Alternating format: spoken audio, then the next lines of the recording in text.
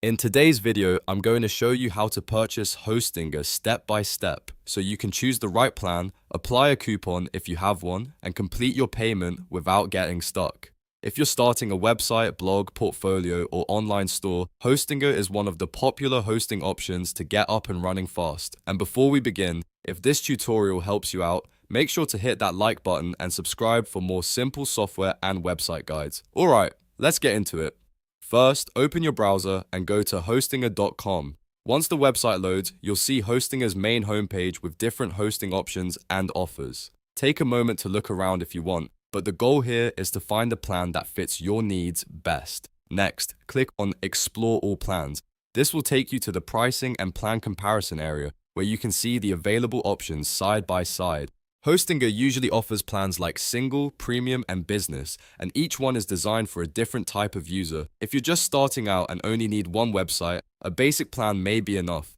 If you want more features, more websites, or better performance, then premium or business may be the better choice. After that, choose your plan. Read through the plan details carefully so you know what you're getting. Look for things like how many websites are included, how much storage you get, and whether the plan includes extras like a free domain, email, or better speed features. Picking the right plan here is important because it helps you avoid paying for things you don't need or missing features you do need. Once you've selected a plan, the next step is to choose the plan, period. Hostinger typically gives you different billing options, such as monthly, yearly, or longer-term subscriptions. Usually, the longer the term, the better the overall value. So, if you're planning to use the hosting for a while, it's worth checking the longer billing periods to see which one gives you the best deal. Now, before moving forward, look for a coupon code field if one is available. If you have a discount code, go ahead and apply it at this stage. This can help lower your total cost before checkout. Always double check that the discount has been applied properly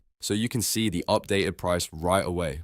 When everything looks good, click Continue. This will move you forward to the checkout and billing section. At this point, Hostinger may ask you to sign in or create an account if you haven't already done so. Just follow the prompts on the screen and continue through the setup process. Next, enter your billing address. Make sure your name, email, country, address, and any required billing details are filled in correctly. This is important because your payment information and account records need to match properly. Take your time here and review everything before you go to the next step. After your billing details are entered, choose your payment method. Hostinger usually gives you several payment options, so pick the one that works best for you. Whether you're using a card or another available method, make sure the information is accurate before submitting. If you're using a card, double-check the number, expiry date, and security code before continuing. Once you're ready, click Submit Payment. This is the final step that completes your purchase. After the payment is processed, your Hostinger plan should be activated, and you'll be able to move forward with setting up your website, domain, or hosting dashboard. And that's it. You've now completed the process of purchasing Hostinger.